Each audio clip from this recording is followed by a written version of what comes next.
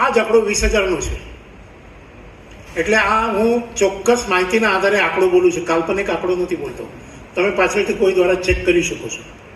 મારો આંકડો ખોટો હશે તો હું સુધારી લઈશ. તો આ અવેરનેસ નથી. અને આ અવેરનેસ કેમ નથી? તો સમયની ગણતરી આવડતી નથી. એટલે આ 10,000 પેશન્ટનો प्रति वर्ष 100 दिवस पाटिल और दिलीप सर से निवेदन करूंगी कि हमारे डोनर्स जो हमारे साथ जुड़े हैं उन सबका फेलिसिटेशन आपके हाथों से हो. Beginning with the donor felicitation programme.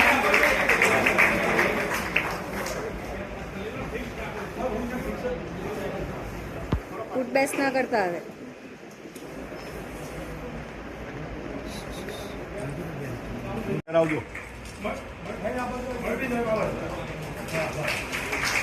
हमारे लिए अत्यंत गौरव और सम्मान की बात है आप हमारे साथ इस कार्यक्रम में जुड़े. आपकी उपस्थिति हमारे लिए प्रेरणादायी है.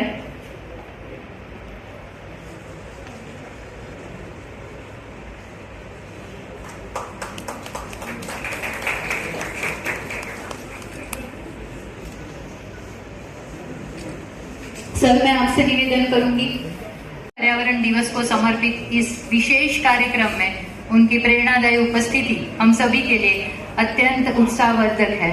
सर, आपका खूब खूब स्वागत है हमारे कार्यक्रम में. We welcome you with the whole hearted. मैं निवेदन करूंगी Mayur Dave sir, doctor Siddharth Mavani and entire team of nephro and આજે એ સરસ એમનું એન્વાયરમેન્ટમાં પણ એમનો બહુ સાથ અને સહયોગ કર્યો.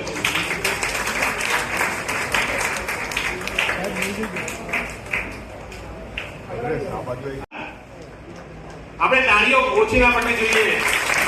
તાળીઓથી વધારે જો આપણે ખરેખર આપણે એન્વાયરમેન્ટના બદલ ખૂબ સહયોગ આપ્યો છે એ બદલ આપણે આ બધા ડોનરને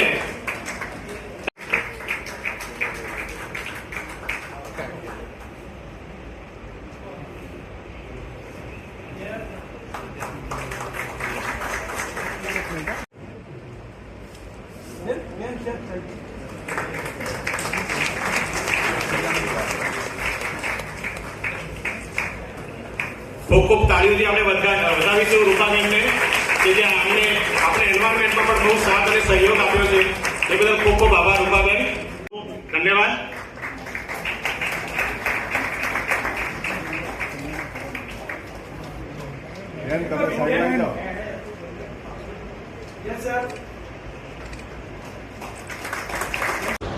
આજના કાર્યક્રમમાં અભિરચે ઉપસ્થિત કે જેમણે પોતાનું જીવન અર્ગન પેશન્ટ માટે સમર્પિત કર્યું છે, એમનો આ જીવનનો ત્રીજો સંકલ્પ છે એવા આદરણીય શ્રી દિલીપભાઈ દેશમુખ દાદા, ડૉક્ટર સિદ્ધાર્થભાઈ માવાણી, ડૉક્ટર મોહન પાટીલ, ડૉક્ટર ધીરેનભાઈ શાહ, શ્રી મયુરભાઈ દવે, ડૉક્ટર હિતેશભાઈ દેસાઈ, ડૉક્ટર કપિલભાઈ શાહ, ત્યારબાદ બેઠેલા આગેવાનો અને વિશાળ સંખ્યામાં અહીં ઉપસ્થિત ભવિષ્ય એમની સાથે ફેમિલી સાથે જોડાયેલા સૌ આગેવાન ભાઈ બહેનો, આપ સૌને વંદન કરું છું. આપ સૌને નમસ્કાર. દિલીપભાઈની આ ઝુંબેશ એમણે જ્યારે શરૂ કરી ત્યારે એમને પણ કલ્પના નથી કે આનું કેટલું પરિણામ આવશે. પણ એમણે જ્યારે શરૂ કરી ત્યારે હતું કે એક વાર ચાલતો જા, આગળ વધતો જા, પાછળ લોકો જોતા જશે અને આગળ વધતો જશે. અને ખરેખર એમના અપેક્ષા કરતા પણ મોટો કારવા એ આમાં બન્યો. આ દિન સુધીમાં એમણે અલગ અલગ જગ્યાએ જે રીતે ડોનરોને તૈયાર કરે, જે રીતે અમદાવાદ, સુરત સહિત અલગ જગ્યાએ ડોક્ટરોની ટીમ એમણે બનાવી અને એના જે પરિણામો મળ્યા, ધારાસભ્ય શ્રી બીજેપી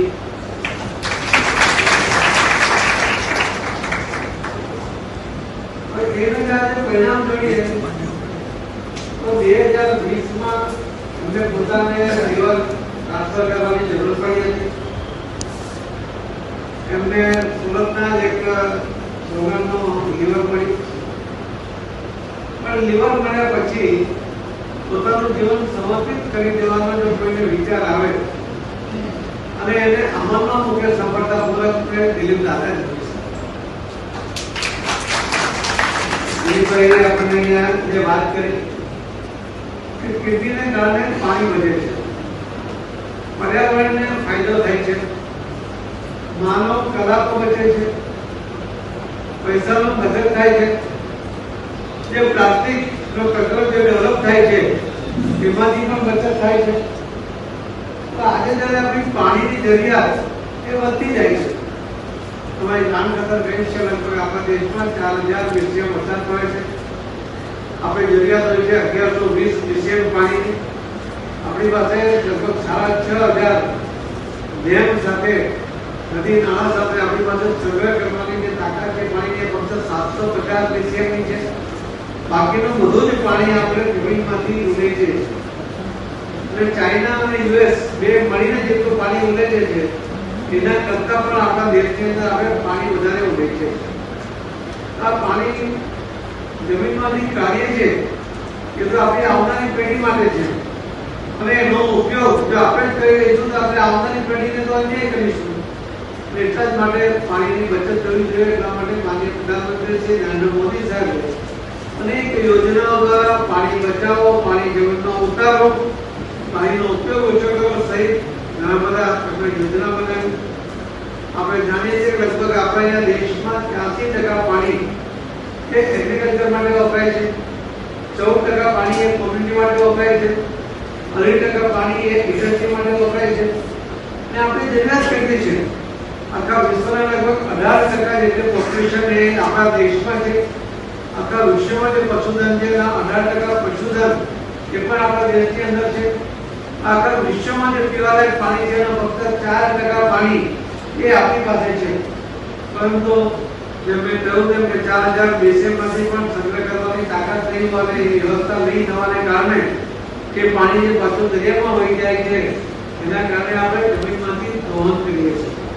આ દોહન કરેલું પાણી સ્વાભાવિક આપણે બેંકમાં એફડી કરી હોય અને એનો વ્યાજ આપણે વાપરીએ ત્યાં સુધી વાંધો નથી, પરંતુ એફડી તોડી નાખીએ તો આપણી મૂડી ખરાબ થઈ જાય.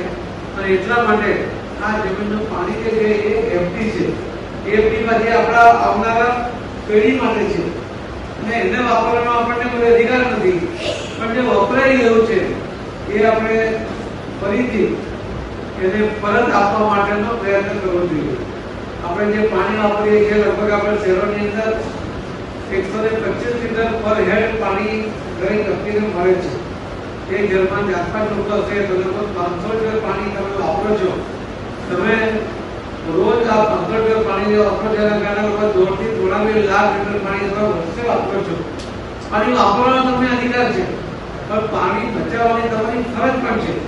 અને એ જો તમે નહીં કરશો તો જે રીતે પાણીના કારણે જે સમસ્યાઓ સર્જાય છે એ તો અનેક સમસ્યાઓમાંથી સર્જાવાની છે. અને એટલા જ માટે માનનીય પ્રધાનમંત્રી મોદી સાહેબે અનેક રિવર લિંકિંગ જે અટલ બિહારી વાજપેયીએ કહ્યું હતું કે નદીઓને જોડો. મોદી સાહેબે આપણું ઉદાહરણ છે કે ગુજરાતમાં જેમણે નર્મદાથી આવતું પાણી સાબરમતી અનેક નદીઓને જોડતા જોડતા, તળાવોને જોડતા જોડતા એક કચ્છ સુધી લઈ ગયા. અને આ રીતે નદી જોડવાનો પહેલો કાર્યક્રમ મોટા પ્રમાણમાં એ આપણા ગુજરાતમાં મોદી સાહેબે કર્યો. તમે દિલ્હી ગયા પછી કેમ બેઠવા મધ્યપ્રદેશ અને ઉત્તર પ્રદેશની વચ્ચેની આ નદીઓ એની અંદર જોડવાનો પ્રકલ્પ કર્યો. એમાં માટે 10,62,62 હેક્ટર પાણી અને 50 લાખ લોકોને પીવાનું પાણી બેમાંથી ઉપલબ્ધ થશે. અને આ યોજનાને કારણે પણ 10 લાખ હેક્ટર અને 50 લાખ લોકોને પાણી એમાંથી પણ પીવા માટે મળવાની શક્યતાઓ ઊભી થઈ. આવા મોટા મોટા પ્રોજેક્ટો આપણે કરતા હોઈએ છીએ, પરંતુ ડેમ બને મોટા પ્રોજેક્ટ બને એમાંથી આપણે કેનાલ કાઢીએ, કેનાલ લઈને જ્યારે આપણે જાય ત્યારે લગભગ 30% પાણી તેમાં લાઈનો થઈ જાય છે. અને એ ખૂબ લાઈનો 30% ખૂબ મોટો લોસ હોય છે. બીજું કે તમે કેનાલની આજુબાજુમાં જે ખેતર હોય, ગામ હોય એમને તો પાણી મળી જાય, પરંતુ ગામની અંદર પાણી બોરમાં કે કુવામાં હોતું નથી. ખેતરોમાં પણ પાણી નીચે ઉતરી ગયા છે. એવા સંજોગોમાં માનનીય પ્રધાનમંત્રી મોદી સાહેબે 6 સપ્ટેમ્બર 2024ના દિવસે હાર્વેસ્ટિંગની વાત કરી, જળ સંચય, જળ ભાગીદારી, જન આંદોલન કરવાની વાત કરી.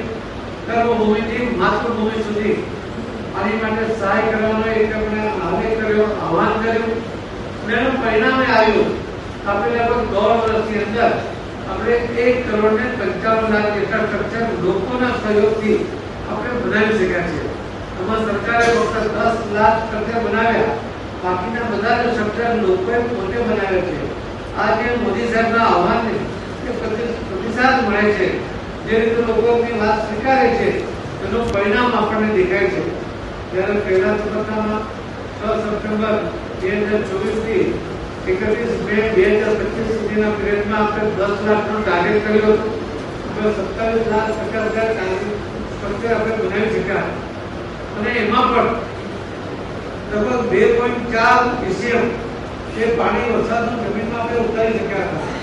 આજે આપણે એનાથી લગભગ 8 ગણા સ્ટ્રક્ચર બનાવ્યા છે. આપણને વિશ્વાસ છે કે આનાથી લગભગ 15-16 BCM જેટલું પાણી જમીનમાં ઉતરશે અને પાણીના જે જળના સ્તર નીચે ગયા છે એ ઉપર આવશે, પાણીની ક્વોલિટી પણ સુધરશે. તો આ બધા પ્રયત્નો કરવા જોઈએ. પરંતુ દિલીપભાઈ એનાથી પણ આગળ છે. સરકાર તો સરકારની યોજનાઓ કરે, પરંતુ આપણે શું કરીએ, કઈ વ્યક્તિ શું કરી શકે એનું જીવંત ઉદાહરણ એમણે આપણી સામે મૂક્યું કે કિડનીની ટ્રીટમેન્ટ થતી હોય, ડાયાલિસિસ થતું હોય ત્યારે કેટલા લીટર પાણી એમાં વપરાય છે એની એમણે વાત કરી. એની સાથે પ્લાસ્ટિકને કારણે વપરાતા પ્લાસ્ટિકને કારણે પર્યાવરણની જે સમસ્યા સર્જાય છે તેની પણ એમણે વાત કરી અને એમાં આપણને જાગૃતિ લાવવાનો પ્રયત્ન કર્યો. એટલે જ એમણે કહ્યું કે કિડની ડાયાલિસિસ કરવાને બદલે જો કોઈને કોઈ કિડની મળે તો જરૂર એનાથી ખૂબ મોટો ફાયદો થાય. પર્યાવરણને, માનવ કલાકોને, તમારા પાણી બચાવવા માટેના દરેક રીતેનો ખૂબ મોટો ફાયદો થાય છે. માનવ કલાકો વચ્ચે પૈસા બચે અને એ ઝુંબેશને એમણે જે રીતે આગળ વધારવાનો પ્રયત્ન કર્યો છે. આજે આપણે ભવિષ્ય તથા ભવિષ્ય માટે પણ એક નવી વાત અંદર ઉકેલી છે અને જ્યારે કોઈ વાત કરે છે ત્યારે એની પર 100% એ અમલ કરતા હોય છે. મને વિશ્વાસ છે કે દિલીપભાઈએ જે આ ઝુંબેશ ઉપાડી છે અને આપણા બધાનો જે સહકાર મળ્યો છે કેટલાય લોકોને આપણે ટીવી કે કોઈ રસ્તો આપીને તમે એમને જીવનદાન આપ્યું છે અને કેટલાય લોકોને જીવનદાન મળ્યું પણ હશે. એમને પણ સંકલ્પ કરવો જોઈએ. જેમાંથી જે થતું હશે તે પાણી બચાવવા માટે પણ પ્રયત્ન કરવા માટે તૈયાર છીએ. તમે કિડની આપીને પાણી બચે તો પાણી જમીનમાં ઉતરે તો પાણી બચાવીને પાણીનો ઉપયોગ થાય એના માટે પણ પ્રયત્ન કરવો જોઈએ. તમે જે રીતે કમ્યુનિકેટ છો, તમે તો કેટલાક લોકો લાભાર્થી છે, કેટલાક લોકો ડોનર છે. આ બધાને જ્યારે દિલીપભાઈ ભેગા કરે છે ત્યારે એમના મનમાં જે શુદ્ધ ભાવ હોય છે કે મારે સમાજને કંઈક પાછું આપવું છે, મને જે મળ્યું છે એને મારે ફરીથી લોકોને અર્પણ કરવું છે અને નિસ્વાર્થ ભાવે જ્યારે આ સેવા કરે છે અને ડૉક્ટરની ટીમ, હું તો પહેલાથી જોડાઉં છું કે જોડાતા ઘણા બધા ડૉક્ટરો જે એમની સાથે જોડાતા ગયા અને ફક્ત ડૉક્ટર તરીકે ઓપરેશન કરે એટલું પૂરતું નથી, એમની સાથે દરેક એમાં જોડાતા ગયા. અંગત રીતે પણ આ કાર્યક્રમની અંદર એમનું યોગદાન આવવા મળ્યું અને ખૂબ સારા પરિણામો મળ્યા. આજે દેશમાં ખૂબ મોટી જાગૃતિ પણ એના કારણે આવી છે અને એના કારણે અનેક લોકોને જીવનદાન પણ મળ્યું છે. સરકાર તરફથી પણ જેટલી સહાય પણ થઈ શકે એ મદદ આપવાનો પ્રયત્ન થાય છે. હું તો આજે આપણે એટલું કહીશ કે દિલીપભાઈની આ ઝુંબેશને તમે કદાચ લાભાર્થી હોઈ શકો, તમે કદાચ ડોનર હોઈ શકો, તમે કોઈને ડોનેટ કર્યું હશે તો એ પણ તમારા કોઈ નજીકના સગા હશે, કોઈ ઓળખીતા હશે તો તમે કોઈને પોતાનું આમનું ડોનેટ કર્યું હશે. અને કેટલાક જે લોકોને ડોનેશન મેળવવાવાળા લોકો છે એમનું પણ યોગદાન એમને પણ મળ્યું છે, એમણે પણ આ કાર્યક્રમની અંદર જોડાઈ